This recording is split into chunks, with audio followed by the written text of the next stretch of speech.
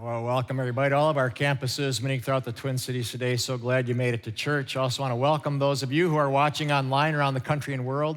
We know that you're a part of our congregation. It's always glad to be able to welcome you. Hope you had a great Thanksgiving.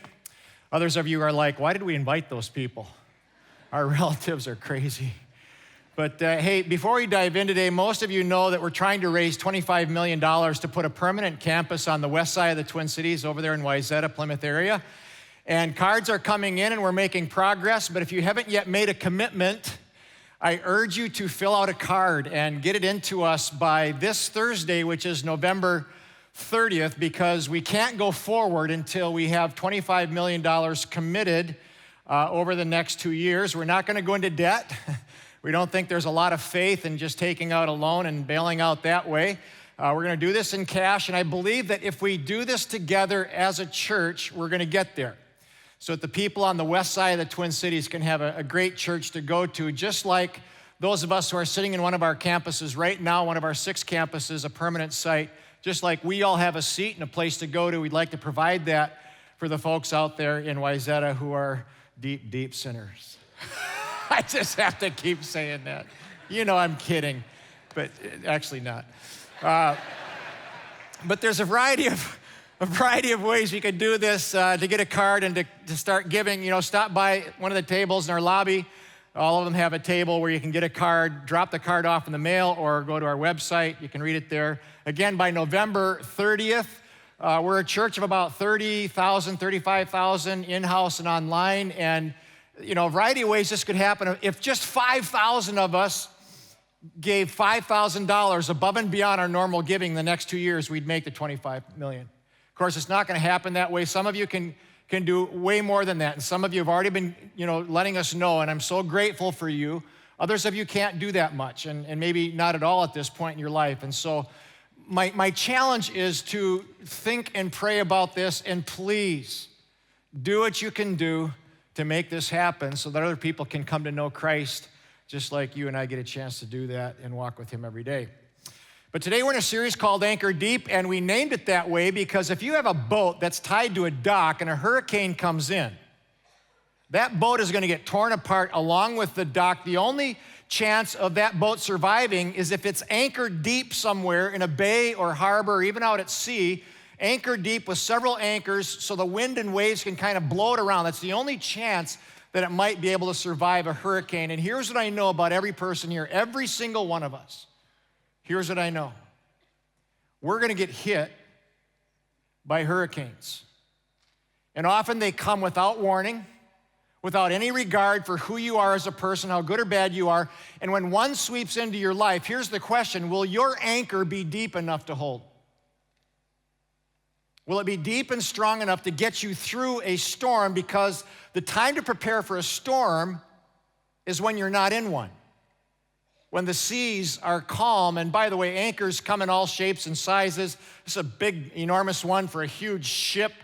But some of these anchors are just totally worthless. You can get one of these at Fleet Farm or Walmart. I've had one of these, and I've gotten blown off a good fishing spot on Lake Mille Lacs with just a 15-mile-an-hour wind, and some other guy with a better anchor comes in and takes my spot, and that's not good. This particular anchor, this dinghy anchor, is 100% worthless. This won't hold you still with a toy boat in a bathtub. It's just totally worthless. You might as well not even have one. And here's my concern. Some of you are in a massive storm with nothing but a dinghy anchor. I mean, you are in it and you've got nothing holding you down. You can't sleep at night, for example, because of the pressure at work. For a lot of you. You feel trapped in a relationship that's toxic and hurtful, or you're exhausted with little kids at home but lack the resources to get help, or you carry an unrelenting ache in your heart because of a wayward son or daughter, and it's a storm that just beats on your life. And what's the anchor? I sat with a successful businessman recently. You would know his business if I told you what it was. Who's under such pressure at work that he said to me, Bob, I take 3 Ambien every night just to get 4 hours of sleep. It's a storm. A woman wrote us recently and said, I work at a job I hate. My daughters struggle with not being liked by boys. When I see other parents with children who look happy, I get furious with those parents and then get disappointed with myself. She says, I'm not an alcoholic, but I look forward to 3 glasses of wine at night just to get relief from the knot in my stomach. Searching for an anchor that'll hold. The title of my message today is Anchor Deep When I'm Tired. Don't raise any hands, but anybody here just tired? Just tired. And not just physically tired like from a workout, but tired in your soul, and it feels like you're sinking. I want to talk to you today about weariness of the soul, because there's a big difference between physical weariness and soul weariness. We all have a body, which is the physical part of us. We have a mind, which is the thinking part, but we also have a soul, and it's the most important part of who you are. It's the part that experiences love and joy and peace. It's also the part that experiences loneliness and fear and desperation. So how's the condition of your soul today? Is it well with your soul? David wrote these words. He says, my soul is full of trouble. I'm a man without strength.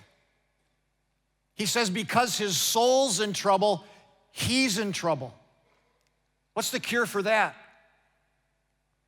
What pill is there for a troubled soul? And by the way, I think many of us, so many of us, have no awareness about our soul. And sometimes I don't have awareness about mine. Just no awareness about what our soul is or what we're doing to it or what's happening in our soul. Just no awareness whatsoever. We just drift through life. You know, most of us believe in God, but we don't have peace. Instead, we have pain from a tired and troubled soul. Now, the good news about pain, and I don't know if there's much good news about pain, but the good news about pain is your clue that something's wrong. If you're experiencing pain in your life in somewhere, that's a sign to you that something's wrong. Several years ago, a sharp pain went through my foot, my right foot, while I was golfing, and it wouldn't go away. And I've been healthy all my life. Played sports, ran, hiked, hunted, no problem. But this foot thing would not go away, so I went to a podiatrist. Didn't even know what one was. And nothing was broken. He didn't know what it was. But when I told people about the pain in my foot, they began asking me about the shoes I was wearing, because I've always worn the cheapest shoes I can possibly find. I paid $39 for my running shoes, and I thought that was outrageous. But one day, my son, who's a millennial and has a thing for shoes, said to my wife, tell Dad he has to go get a better pair of shoes and that he has to spend at least $100. I said, no way.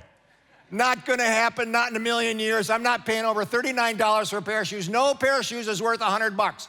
My son said, and tell him he has to go to a place like the Running Room or Try Fitness and get fitted. I've always gone to Fleet Farm and fit myself. But my foot was killing me. So after the podiatrist, I went to the Running Room. And I told the guy, look, I said, I've never paid over $39 for a pair of shoes. He looked at me like I was from a different planet, didn't know what to do with me. I said, but my foot hurts. And people say I need better shoes. So I tried on 5 different pairs without looking at the price. Just wanted to get the best pair, the one that felt the best. Finally, I picked it out. I said, how much? When he told me the price, I felt a different pain. And then he said, yeah, but they'll last you 6 months. I'm like, you gotta be kidding me. And I felt a terrible, worse pain. I've always worn shoes for 5, 6, 7 years. He said, yeah, but they wear out. I said, no, they don't. A few minutes later, I walked out with my new shoes, and I'm telling you, it felt like I'd committed a sin paying $59 for a pair. I couldn't believe it. But now my pain is gone. And I've been wearing the same brand of shoes for the past 8 years. The good news about pain is that it's your clue that something isn't right. But often the pain happens slowly over time, kind of creeps up on you. I had no awareness of the slow but steady damage I was causing my foot from over 50 years of neglect. So when the pain came, here's what I did. This is so common. I misidentified the cause and the solution to my pain. I thought it was from overuse, that I'd pulled a tendon or broke a bone, and I misidentified the problem. This is so important. Many of us don't have foot damage, but we have soul damage. We're so spiritually and emotionally drained that our soul is in trouble and feeling pain. Our soul is crying out for help, but because of sin, we often misidentify what our soul needs to get well. This is so common. Because of sin or busyness or just junk in our life, we misidentify what our soul needs to get well. In his great book, Soul Craving, John Ortberg writes these words. He says, when my soul isn't centered in God, it'll gravitate toward externals, so true, to satisfy its craving to things, conquests, or experiences. He goes on, but there's nothing you can buy. There's nothing you can acquire or experience that can give your soul the peace that it craves. If my soul isn't centered in God, I will misidentify what it needs to get well. I will look to some kind of external thing. A person, maybe a hairstyle, food, body shape, adventure, new vehicle, or experience to satisfy a craving in my soul. But a few days after I acquired that thing, my soul is still hurting. And I don't know why. In his great book, Uncaged, my friend Judd Wilhite writes these words. He says, all of us long for peace. Isn't that true? All of us want peace. We want joy and purpose. These are spiritual soul needs that we often try to fill with physical things. So true. If we try to satisfy spiritual thirst with non-spiritual things, it will never work. So what's the cure to soul damage and soul fatigue? What's the pathway to peace? Gang, I can tell you it's not enough just to put your faith in Jesus. Many or most of you are Christians, which means at some point you put your trust in Jesus to forgive your sins, and he did that the moment you asked him to. The moment you confessed your sins and put your faith in Christ, he forgave your sins, past, present, and future. You are saved for eternity. You never have to question that again. But that's just the beginning of a lifelong walk with Jesus. You're forgiven, but now it's learning how to talk to him, trust him, enjoy him, and ask him to fill you with his spirit of love, joy, peace, and power every single day. It's a little like marriage. Those of you who are married. You know, when we got married, I thought, well, that's done. Go back to normal life. That's done. A month later, I thought, how can she be so annoying? She thought, I can't believe I'm stuck with this jerk for the rest of my life. How could I have made, she told me that, how could I have made this mistake? That began a year of conflict and pain. And the only thing that held our marriage together was a vow, a commitment, not a feeling. There was no feeling. It was simply a commitment to our vows for better or worse. We were in worse. We had a marriage, but we did not have a relationship. It took us 2 years to stop fighting and stop trying to get the other person to be just like you. That was followed by 2 more years of just learning how to respect each other and forgive each other and overlook each other's differences over and over again. And now 39 years later, we have a relationship. And it's good. And it's safe. and it's one in body, mind, and soul. I wouldn't trade it for anything in the world. But here's the thing.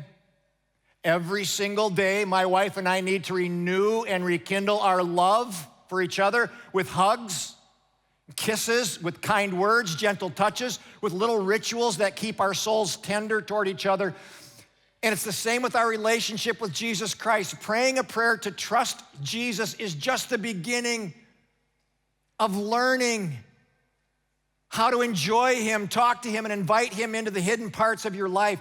What is the solution to soul damage and soul fatigue? For those of you who can't find peace, for those of you who have a troubled soul and can't find the answer, here is the solution. The words of Jesus. He says, come to me. Come to me, all who are weary and burdened, and he says, I will give you rest. Take my yoke upon you, learn from me, and you will find rest for your souls. Jesus says, come to me and I will give you rest. It's nothing you can buy. It's not another person, movie, sports team, or delivery from Amazon that can cure a troubled soul. Jesus says, come to me. He is the cure. David wrote it this way. He said, my soul finds rest. It's only one place, in God alone. So if you look for peace in any other thing, you will never get it, because it's found in Jesus alone. And notice this verse. He says, all who are weary. Every single one of us, all of us who are weary and heavy burdened, because some of you are like, Bob, you don't know my life. My job is impossible, my roommates are terrible, my spouse is crazy, my debt's unmanageable, and my sin is unforgivable.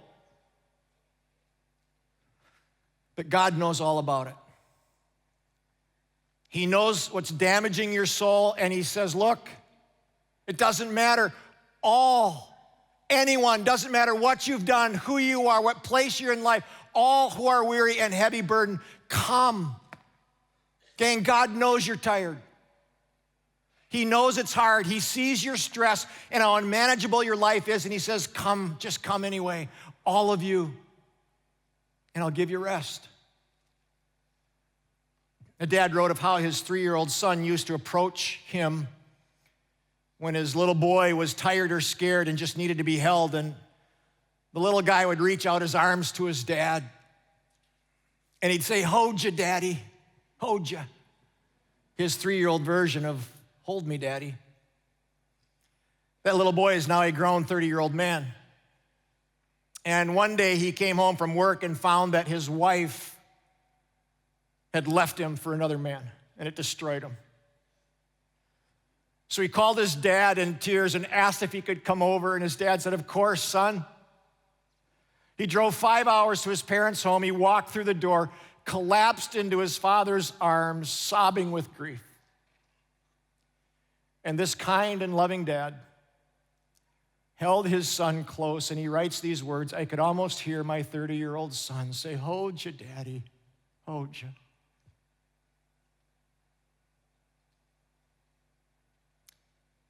Anyone here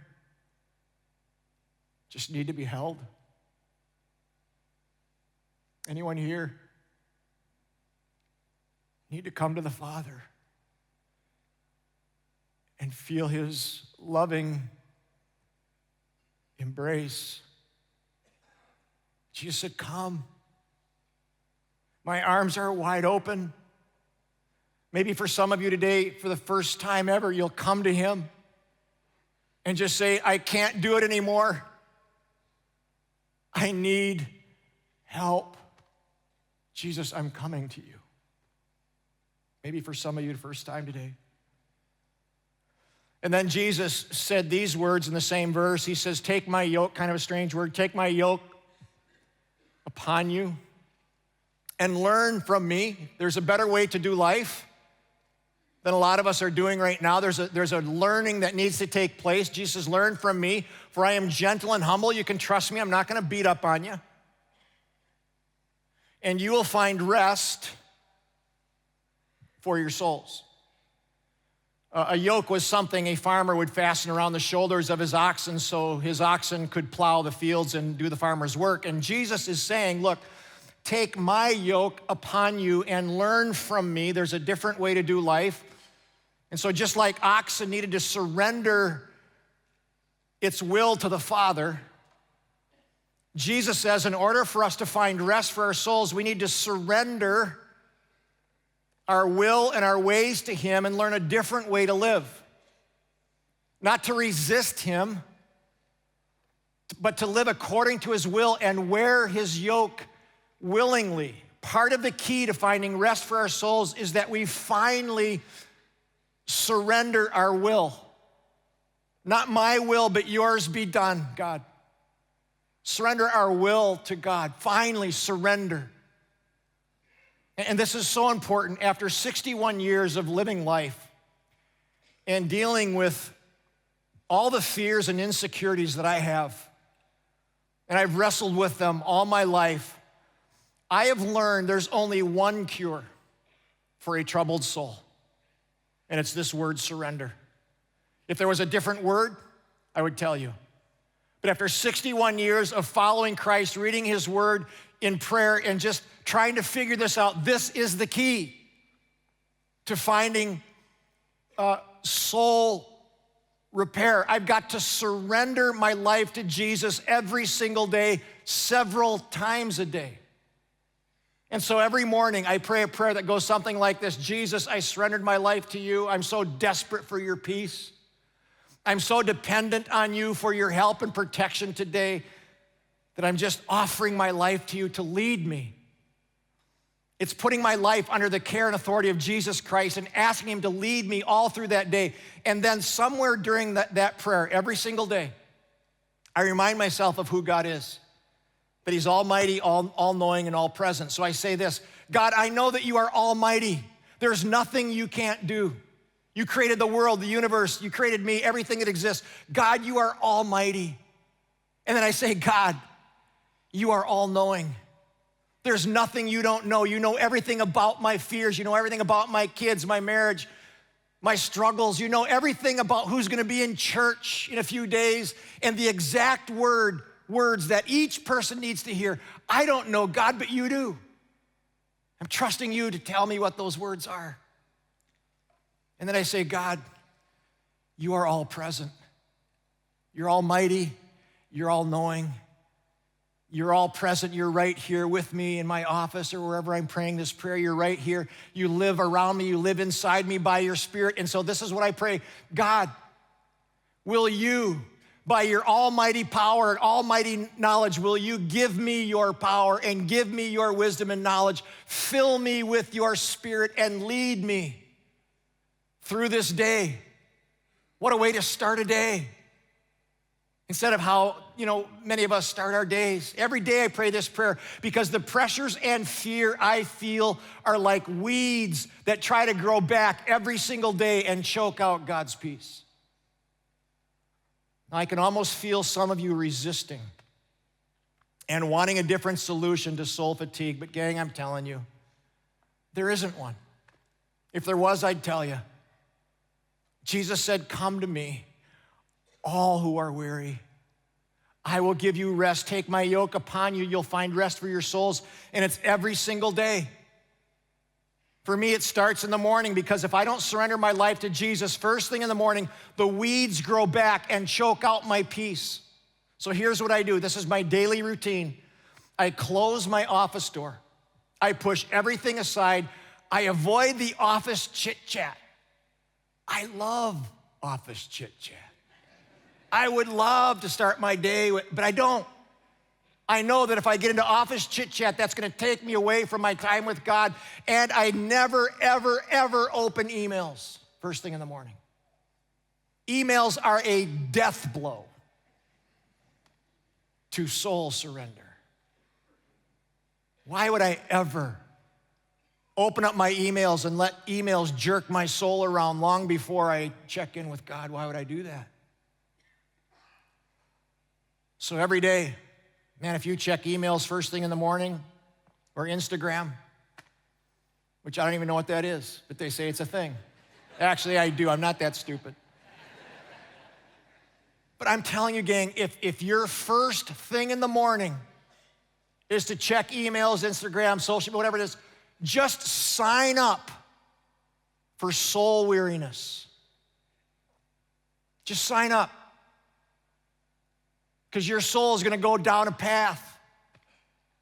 And God wants to speak to you. If I don't do that, I'll face my day without God's peace and power. It'll all be on me. I'll face my day alone without God, and that leads to soul damage. And I know what some of you are saying. I know I'm stepping on some toes here. I know what some of you are saying. You're saying, but Bob, I'm so busy that if I don't dive into my list, I'll never make it. Then sign up for a damaged soul. Just sign up right now. Those 20 minutes you spend quietly before God every morning will allow you to accomplish far more than you could ever imagine, because you will be running on different fuel, God fuel. Psalm 23, David wrote these words. He says, look, he leads me beside what? Rushing waters? No, quiet waters. There he restores my soul. I think the biggest enemy to your soul is speed, noise, distraction. John Ortberg calls it hurry sickness.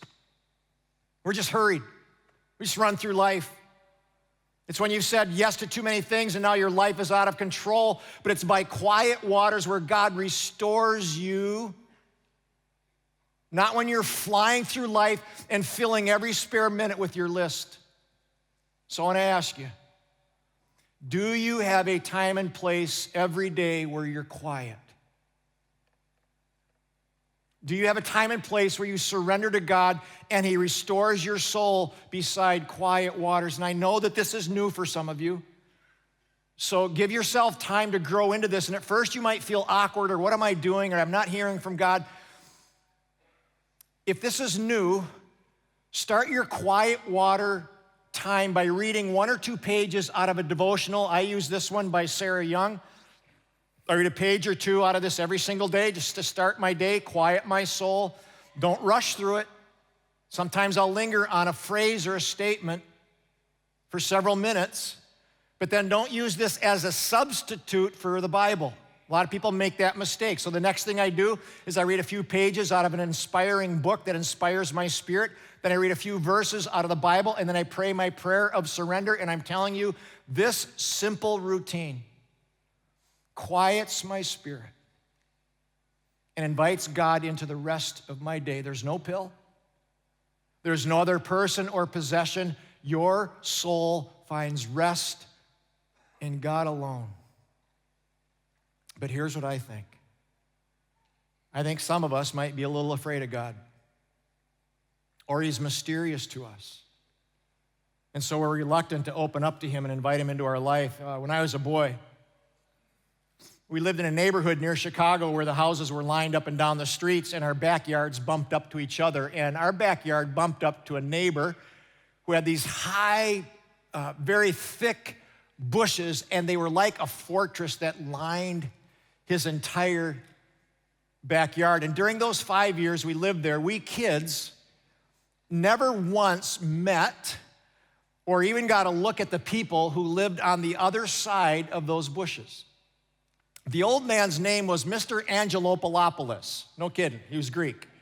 Mr. Angelopoulos, and all we could ever see of this mysterious man was the smoke from his cigar that he would smoke every day, or his straw hat that he wore on top of his head, and an occasional garden rake that he would beat on the bushes to shoo us little kids away because he got a little jumpy when we shot our BB guns or snapped off one of his branches for a spear. You know, your kids play video games. We did the real thing. We beat each other. Sticks. And whenever one of our soccer balls sailed over, or frisbees sailed over his bushes, forget about it, never came back. I mean, it got lost or he just stored them away. But instead of walking around to the front of his house, knocking on his door and asking for his balls like normal people, we would pick a crab apple, stick a lit firecracker in a little ladyfinger, little one, toss it over and then just run. And for 5 years, we never came around those bushes. Never actually spoke to each other. Never met each other's families. Never learned each other's names, even saw what each other looked like. He was probably a very colorful man. Remember my big fat Greek wedding? Remember Gus? He was probably a Gus with a great Greek wife.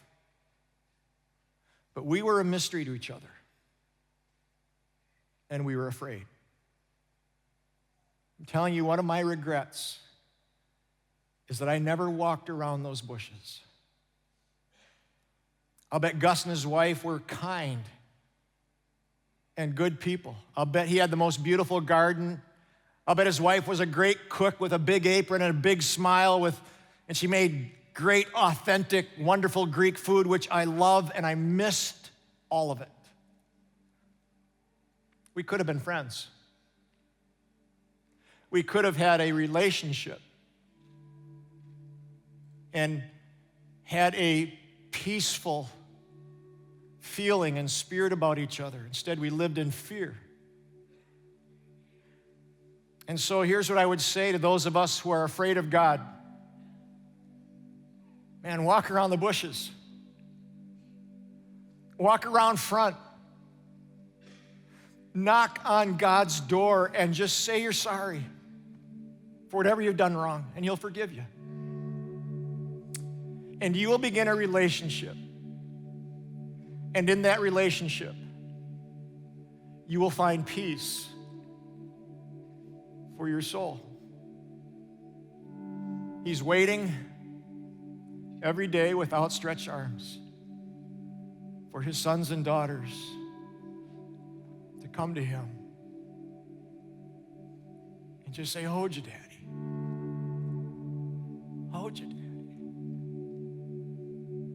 I need you.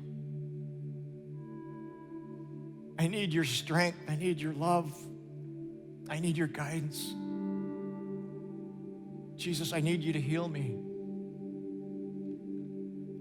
Please take away the troubled, weary part of my life and give me peace. Hold you, Daddy. So how's the condition of your soul? Jesus said, look, come. Come. All who are weary, and I will give you rest.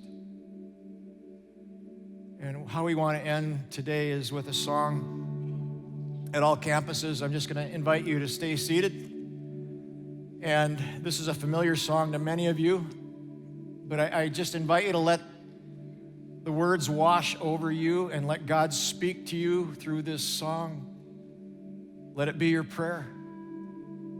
And I believe that you'll begin to feel and experience God's embrace even in this next few moments. And so bands, you can load now and just take it in. Take it in. Let God minister to your heart.